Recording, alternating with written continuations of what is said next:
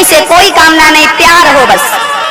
ऐसा प्यार यदि किसी इंसान से हो गया ना तो इंसान से ही सही भगवान खुश हो जाएगा। ऐसे प्यार को देखकर इंसान से प्यार नहीं कर पाते हो, भगवान से क्या खाक प्यार कर पाओगे? पहले भगवान की बात, पहले भगवान से पहले इंसान से प्यार करना सीखो। जब तक हमारे पास अपने होते हैं ना, हमें उनकी वैल्यू नहीं होती। न पत्नी है तो पत्नी की कदर नहीं है, बेटा है बेटे की कदर नहीं है, पति है पति की कोई वैल्यू नहीं है। आजकल पतियों से ज्यादा तो लोग कुत्तों को प्यार कर रहे हैं। हाँ? बड़ी हालत गंभीर है हमारे हिंदुस्तान की। पति बेचारा तरसता है, ऐसा प्यार हमें मिल जाता। हाँ? कई स्त्रियां कुत्तों को बड़ा प्यार, उनका मुंह चूमती रहती हैं। हाँ? बताओ,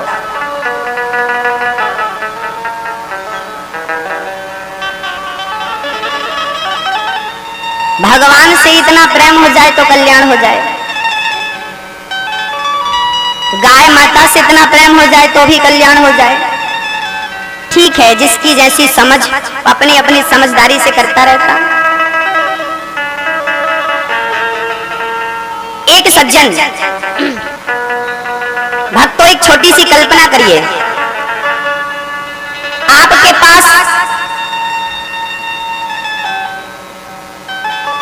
मात्र 5 मिनट का समय है। 5 मिनट बाद शरीर से प्राण निकल जाएंगे। जरा विचार करिए, यदि आपके 5 मिनट बाद प्राण, मतलब आप 5 मिनट बाद मरने वाले हो, यदि 5 मिनट की जिंदगी बाकी है, बताइए इस 5 मिनट में आप क्या करेंगे?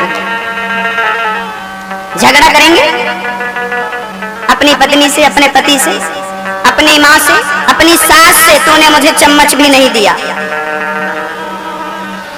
बहुओं का ना एक ही रोना होता है, मेरी सास ने तो चम्मच भी नहीं दिया, कुछ नहीं दिया, कुछ नहीं दिया। तेरी सास ने कुछ नहीं दिया तो ये जो तेरा पति है ये तू कहां से ले आई? कहां से ले आई? अपने घर से ले आई थी? कुछ नहीं दिया तो पति कहां से आया? अरे जिगर का टुकड़ा दे दिया है, और क्या चाहिए तुझे? बेटा दे दिया ना अपना माँ ने, जो दिया उसकी वैल्यू नहीं, उसकी कद्र नहीं है, और जो नहीं मिला चम्मच के पीछे खाएगी चम्मच।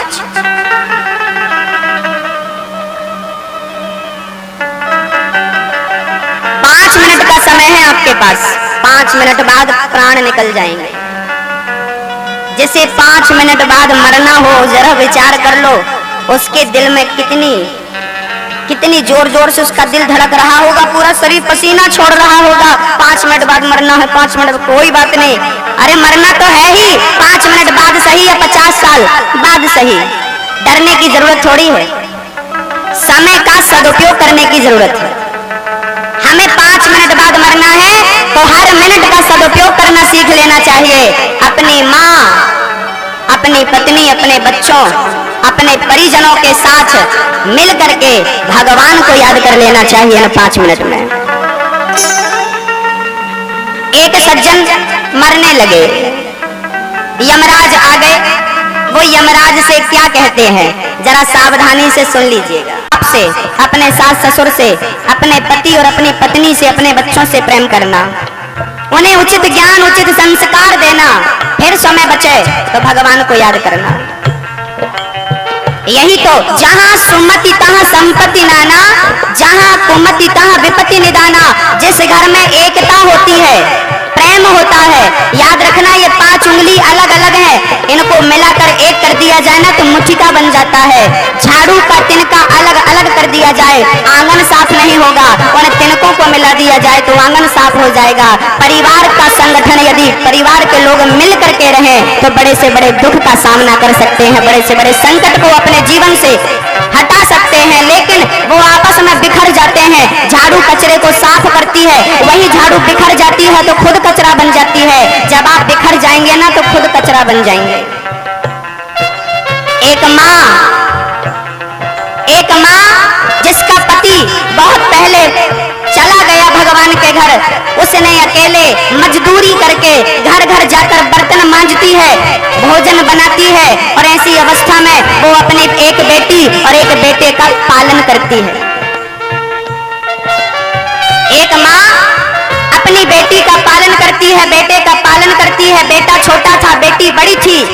माँ को लगा कि मैं बूढ़ी हो गई हूँ, अब मर जाऊंगी, पहले बेटी का विवाह कर दूं, फिर मरूं तो मरूं। उसने जल्दी से एक लड़का खोजा, मंगनी कर दी। फलानी तारीख को ब्याह की डेट फिक्स हो गई, फलानी तारीख को ब्याह करना है, लेकिन घर में बारात आती उसके पहले यमराज आ गए। और उस माँ के दिल की तमन्ना दिल में रह गई, बेटी का ब्याह करना था, विदा करना था, जिम्मेदारियों से मुक्त होना था, लेकिन बेटी के विवाह के पहले यमराज आ गए और यमराज कहते हैं चलो तुम्हारा टाइम हो गया। अब वो माँ क्या कहती है यमराज से, यमराज जी बेटी का ब्याह सर पर है, जरा 1 मिनट का समय। यमराज बोले क्या 1 मिनट में तेरी बेटी का ब्याह हो जाएगा? बोले ब्याह तो नहीं होगा, लेकिन मैं अपनी बेटी से कुछ कहना चाहती हूँ। वो माँ क्या कहती है अपनी बेटी से, जरा सुनिएगा। एक बार एक पति अपनी पत्नी से झगड़ा कर रहा था, एक पुरुष अपनी पत्नी से झगड़ा कर रहा था। उसी समय पत्नी की मृत्यु आ गई, यमराज आ गए पत्नी को लेने। और जब पत्नी चली तो वो पति जो झगड़ा कर रहा था, अरे कहाँ जा रही हो? जब वो मर गई तब उसका पति अकेला रहने लगा। पहले बड़ा झगड़ा करता था, पत्नी मर गई, अब किससे झगड़ा करने जाएगा, किससे बात करेगा? तू ऑफिस से आता था, काम करके आता था, पत्नी गिलास का पानी, गिलास भर के पानी का, लो पानी पी लो दूध पी लो। पांव का जूता उतारती थी, मोजा उतारती थी, बैग उठाकर अंदर रखती थी, कभी पांव दबाती थी, थक गए होंगे। ऐसी पत्नी से तुम झगड़ा करते थे, शर्म नहीं आई? आज मर गई, जिनकी पत्नी मर जाती है ना, उन पुरुषों से जाकर पूछना कि हालत क्या होती है। एक छोटी सी चर्चा मैंने सुनी, आपको भी सुना रहा हूं क्योंकि वो मुझे अच्छी लगी थी, शायद आपको अच्छी लगे। एक पिता था, एक पिता, एक ही बेटा था। पत्नी मर गई,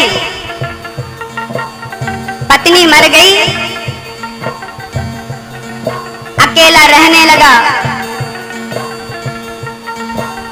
बेटे के संग रहने लगा। लोगों ने कहा दूसरा ब्याह कर लो, पुरुष ने कहा ना, मेरी पत्नी का दिया मेरे पास तोहफा है, मेरा बेटा, मैं इसी को अच्छा बनाऊंगा और अपने पत्नी का हर सपना पूरा करूंगा। उसने बच्चे की अच्छी परवरिश की, अच्छे संस्कार दिए, बेटा अच्छा पढ़ लिख के बड़ी पोस्ट पर चला गया। बेटे की शादी भई, शादी हुई, बहू आई। अब घर में 3 लोग थे, बेटा, बहू और एक बूढ़ा ससुर, बूढ़ा आदमी। एक दिन बहू ने पराठे बनाए, बढ़िया पराठे बनाए, पराठे जरा सूखे थे, तो ससुर जी ने कहा बहू क्या थोड़ा सा दही मिलेगा? बहू ने कहा पापा जी दही तो नहीं है। कोई बात नहीं बेटा, सूखे पराठे अचार के संग, चटनी के संग ससुर ने खाए और उठ करके चले गए। थोड़ी देर बाद उसी टेबल पर उसका पति आकर बैठा। पत्नी पराठे लेकर पति को परोसती है और नीचे से एक कटोरी, दही से भरी कटोरी निकालती है और दही और पराठे अपने पत्नी को देती है। उसके पति ने विचार किया, अभी तो पापा जी ने दही मांगा तो इसने मना कर दिया नहीं है और मुझे दही दे रही है। पति ने उस टाइम कुछ नहीं कहा अपनी पत्नी को, लेकिन दूसरे दिन उसने अपने पिता से कहा, पिताजी अब हम लोग आपके घर में नहीं रह सकते, ये घर आपका है पूरा, और ये जो फैक्ट्री है ना, ये भी आपकी फैक्ट्री है। अब हम किराए से रहेंगे और आपकी फैक्ट्री में काम करेंगे, लेकिन नौकर बन के काम करेंगे। आप हमें महीने का पगार दिया करो, और जब आप हमें पगार देंगे हर चीज हम खरीद के खाएंगे, घर का किराया चुकाएंगे, तब हमारी पत्नी को पता चलेगा कि एक कटोरी घी कितना कीमती हुआ करता है। पति के लिए दही था, पर ससुर के लिए दही नहीं था।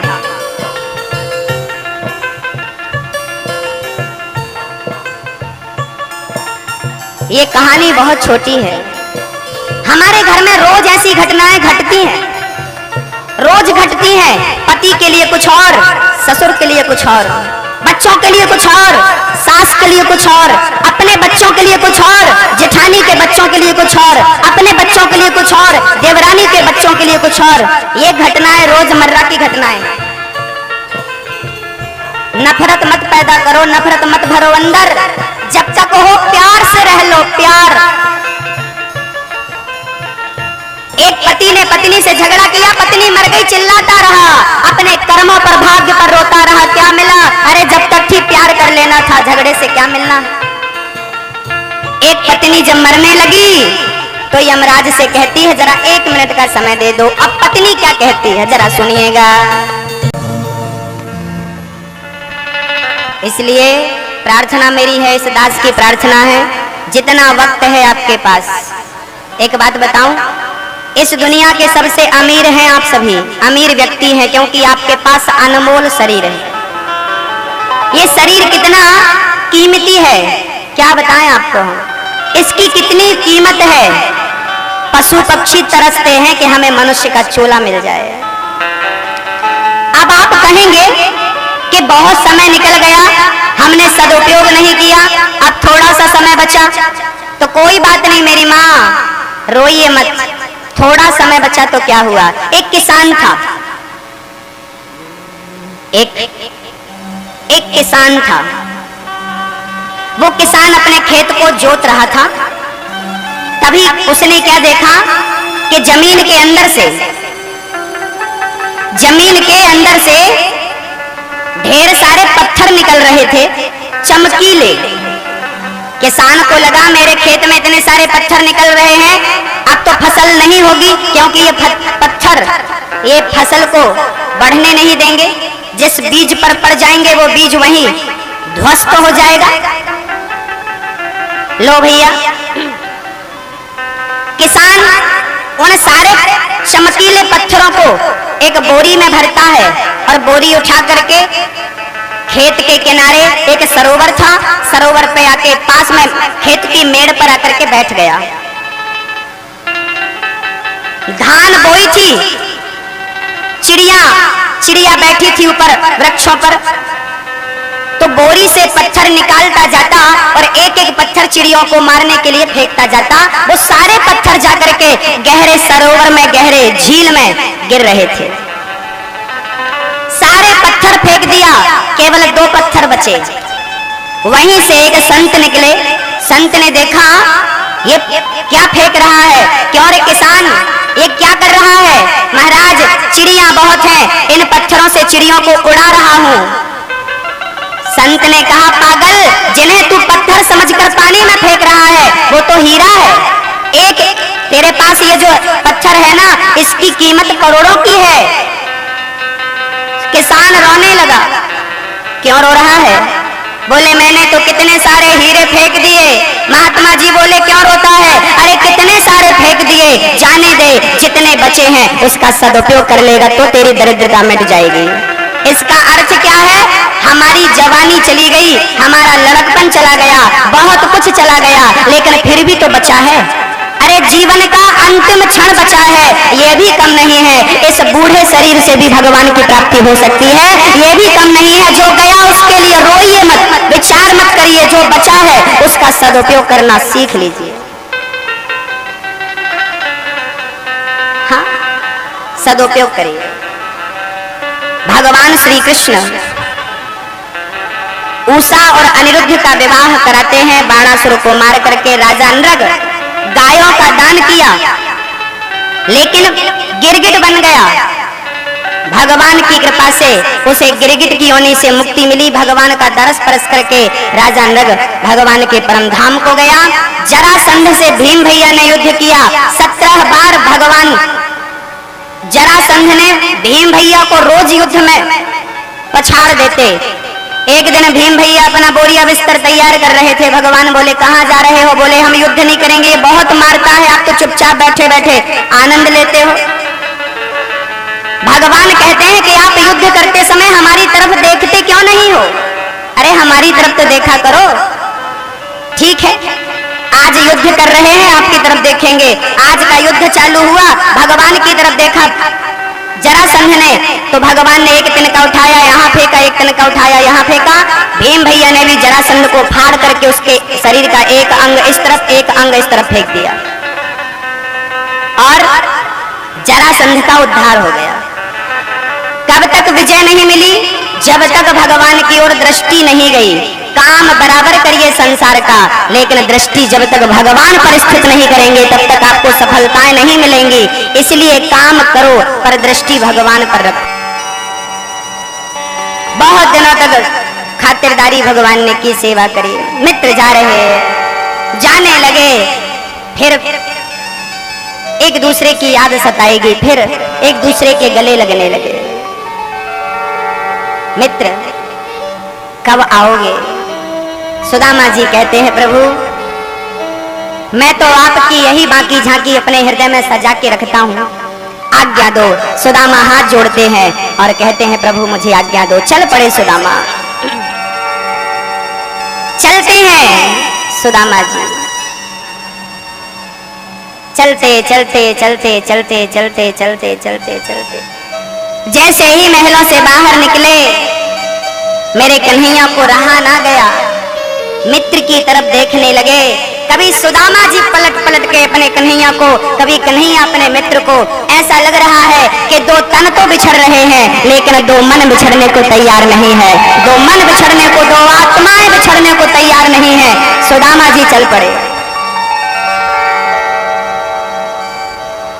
सुदामा जी बहुत जल्दी अपने नगरी पहुंच गए।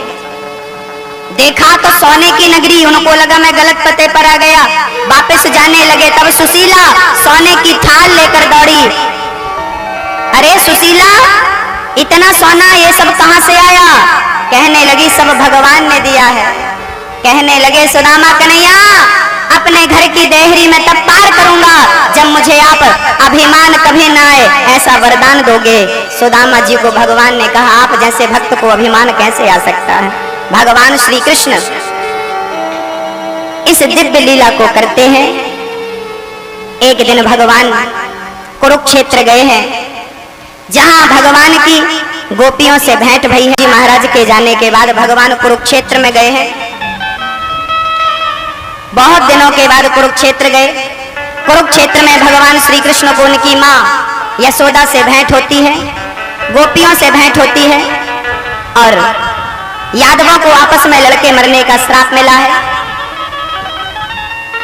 दत्तात्रेय जी महाराज के 24 गुरुओं की चर्चा भागवत में आती है। दत्तात्रेय जी ने 24 गुरु बनाए। पृथ्वी, वायु, आकाश, अग्नि, चंद्रमा, जल, सूर्य, कबूतर, अजगर, समुद्र, पतंगा, भौरा, हाथी, शहद निकालने वाले हिरन, मछली, पिंगला, कूड़र, पक्षी, बालक, कुंवारी, कन्या, बाण बनाने वाला, सर्प, मकड़ी और भृंगी कीट, इन 24 को गुरु बनाकर सीखा है। पृथ्वी को गुरु बनाकर सीखा सहनशीलता। वायु को गुरु बनाकर सीखा, जैसे वायु दुर्गंध से और सुगंध दोनों से गुजरती है पर आसक्त नहीं होती। आकाश को गुरु बनाकर सीखा, जैसे आकाश सर्वव्यापी है ऐसे ईश्वर सर्वव्यापी है। अग्नि को गुरु बनाकर सीखा, जैसे अग्नि में कुछ भी डालो सब स्वाहा, ऐसे आपका स्वभाव होना चाहिए। कोई सम्मान करे तो भी स्वाहा, कोई अपमान करे तो भी स्वाहा। ना सम्मान पर ध्यान रखो, ना अपमान का ध्यान दो, बस आगे बढ़ते रहो ईश्वर की तरफ। जल जैसे अपनी शीतलता कभी नहीं खोता, ऐसे भगवान को भी, हमें भी अपने धैर्य को कभी नहीं खोना चाहिए। 24 गुरु बनाए हैं। प्रभास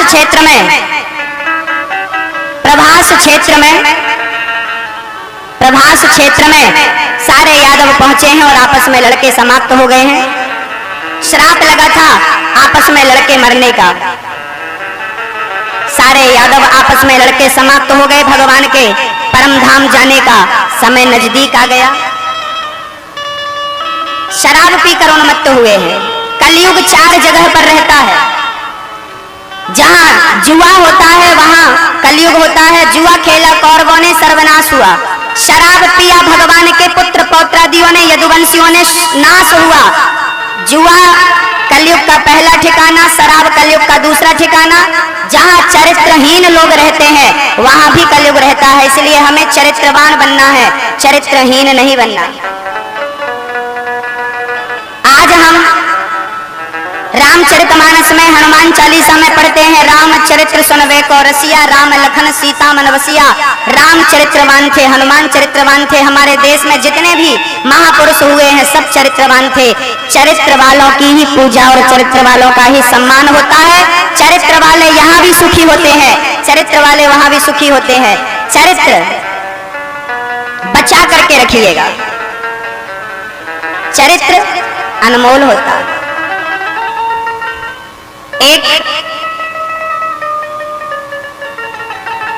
एक स्त्री मेरे पास आई, रोने लगी। क्या हुआ? महात्मा जी, महाराज जी, हमारा पति हमें 1 रुपए नहीं देता, हमारे बच्चे को ना प्यार करता है ना बच्चे की परवरिश करता है। सरकारी स्कूल में पढ़ने को मजबूर है हम, हमारा बेटा 2-2 पैसे के लाले पड़े हैं। हमने कहा आप तो अच्छे घर की दिखती हो, फिर परेशानी क्या है? बोले महाराज हमारा परिवार बिखर गया, हमारा घर उजड़ गया। हमने कहा क्या हुआ? बोले हमारे पति पर किसी स्त्री का साया है, हमारा पति किसी स्त्री के चक्कर में पड़ गया है और हमारा पति हमें ना देखता हुआ उस स्त्री के पीछे रहता है। क्या करें? हमने उस स्त्री को बुलाया जिस स्त्री का उसके पति पर साया था। हमने बुलाया, यहाँ आओ, तुम इसके पति को क्यों बिगाड़ रही हो, इसका घर क्यों उजाड़ रही हो?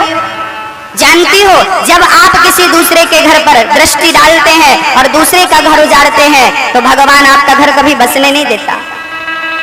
आपने दूसरों का बुरा किया है तो आपके संग भला कौन करेगा और कैसे होगा, कल्पना तो कर लो। एक महात्मा जी थे, एक वैश्या का घर था, उस घर के सामने महात्मा जी अपनी कुटिया बना के रहने लगे। वैश्या बड़ी डिस्टर्ब रहने लगी, बाबा मेरे घर के सामने रहने लगे। एक दिन वैश्या ने अपने यारों से कहा बाबा की कुटिया में आग लगा दो। वैश्या के यारों ने आग लगा दी, बाबा की कुटिया जलने लगी। लेकिन संयोग देखिए, ठाकुर जी की कृपा देखिए, हवा चली और हवा चली तो आग उड़ उड़ के और वैश्या के घर में जाने लगी। वैश्या का घर भी जलने लगा। वैश्या दौड़ी दौड़ी आई, महात्मा जी आपने मेरे घर में आग लगा दी। महात्मा बोले बेटी मैंने तेरा घर नहीं जलाया तो किसने जलाया? महात्मा का जवाब था तेरे यार ने मेरा घर जलाया तो मेरे यार ने भी तेरा घर जला दिया, हिसाब बराबर। जब आप दूसरों के घर में आग लगाते हैं, दूसरों के जीवन में कांटे बोते हैं तो आपके लिए भी वही मिलता है, आपके जीवन में भी वही होता है। पेड़ बोए बबूल का, पेड़ बोए बबूल का तो आम कहां से आए? जो बोया है वही तो काटोगे। इसलिए मेरी माँ किसी का बुरा मत करना, जिसने कभी किसी का बुरा नहीं किया भगवान उसके साथ कभी बुरा नहीं होने देता, याद रखिएगा। सबका भला करिए, सबसे प्यार करिए, सबसे प्रेम करिए, सदा प्रसन्न रहिए, सबकी सेवा करिए। प्रभास क्षेत्र में सारे यादव आपस में लड़के मर गए। भगवान अपनी लीला को पूरी करते हैं। 125 वर्ष पूरे हो गए। परम धाम को छोड़कर भगवान अपने पूरे परिकर को परम धाम में सुरक्षित भेज दिया है, साथ शरीर। बाकी आपस में लड़के मर गए। भगवान एक दिन अर्जुन से कहते हैं 7 दिन के भीतर द्वारिका खाली कर देना क्योंकि पानी में डूब जाएगी। अर्जुन बोले ठीक है। भगवान कृष्ण ने अंतिम ज्ञान श्री उद्धव जी महाराज को दिया और कहा कि मेरे विदुर को यह ज्ञान जरूर देना। विदुर को याद किया और भगवान के पांव में बहेलिये ने बाण मारा, मृग समझ करके भगवान के पांव में बाण लगा। ये बहेलिया कौन था? ये पिछले जन्म में राजा बाली का नाम सुना है? बाली को राम जी ने छिप करके मारा। बाली ने 1000 प्रश्न किए, छिपके क्यों मारा, छिपके क्यों मारा? भगवान बोले जा तू भी मार लेना मुझे अगले जन्म में छिपके। वही बाली आज बहेलिया बना और भगवान को चरणों में बाण मारता है। भगवान शरीर सहित उसे परम धाम भेजते हैं। तू मुझे क्या मारेगा, मैं तो जा रहा हूँ, ये तो लीला है। और भगवान ने उद्धार किया और शरीर सहित भगवान अपने परम धाम को चले गए। भक्त हाहाकार करने लगे, गोविंद आपके बिना हम कैसे रहेंगे? भगवान बोले हम जा नहीं रहे, हम समा रहे हैं। जहाँ जहाँ ये भागवत होगी वहाँ वहाँ प्रकट होकर हम अपने भक्तों को सुख देंगे, उनका दुख दूर करेंगे। भगवान गए नहीं, भगवान समा गए इस भागवत में। जहाँ जहाँ भागवत होती है, अच्छा आप अपने दिल में हाथ रखकर बताओ, इस पांडाल में 7 दिनों के भीतर आप लोगों को ईश्वर की अनुभूति हुई कि नहीं? जिसको हुई है वो हाथ उठाए। सचमुच हुई आपको अनुभूति? हुई? कल मैं यहां से जब कथा करके गया, गाड़ी पर बैठा तो मेरी कुछ माताएं रो रही थी कल की कथा सुनकर। गोपियों का वो भाव याद आ रहा था।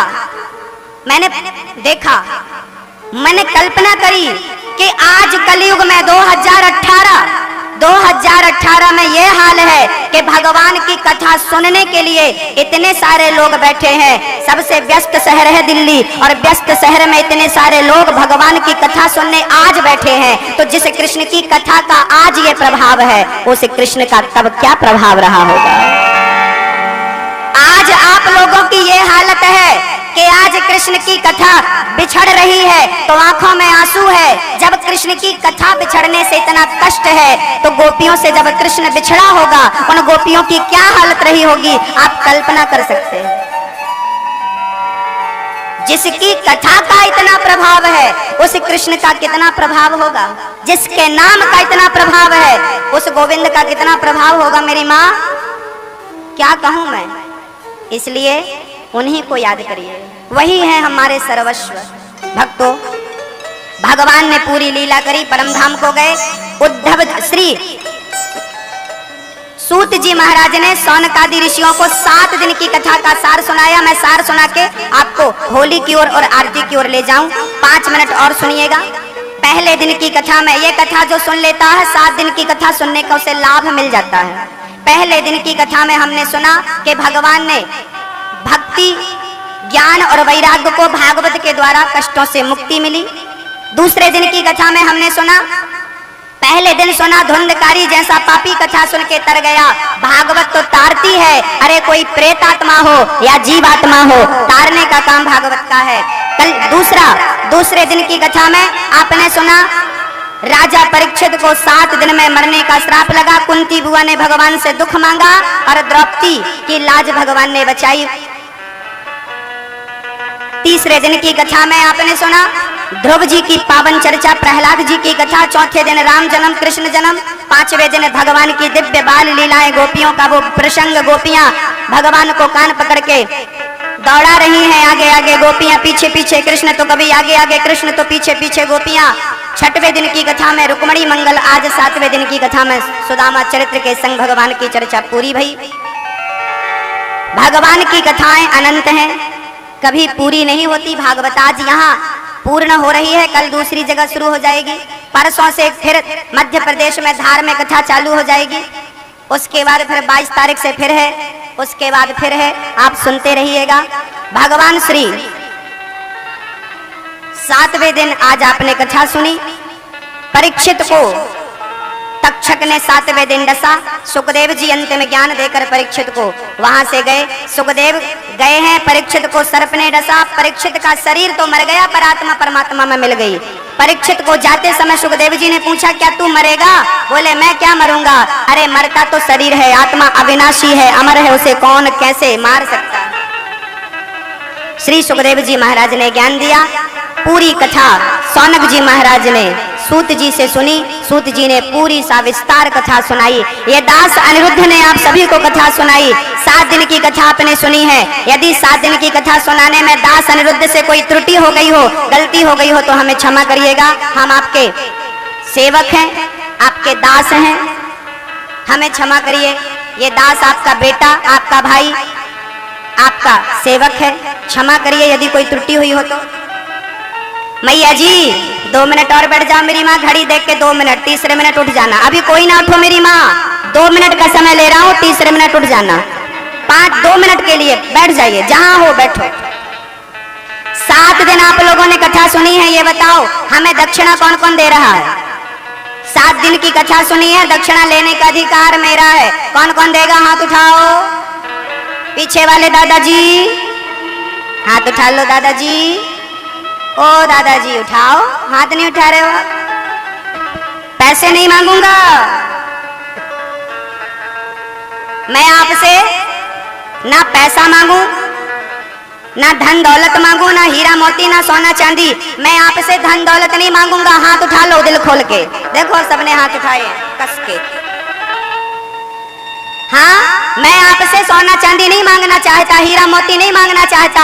कथा 7 दिन आपने सुनी है, अरे एक दिन भी कथा सुनी है तो आप मुझे दो, मुझे वादा करो कि आज आप लोग मुझे दक्षिणा दे रहे हैं। और दक्षिणे में मैं क्या चाहता हूँ? दक्षिणा में ना नोट चाहता, ना आपसे वोट चाहता। यदि मुझे देना चाहो 7 दिन की कथा की दक्षिणा तो अपने जीवन की, अपने घर की बुराइयां ला करके भागवत जी के श्री चरणों में चढ़ा दो और यहाँ से प्यार, खुशियां, आनंद, समृद्धि लेकर के जाओ।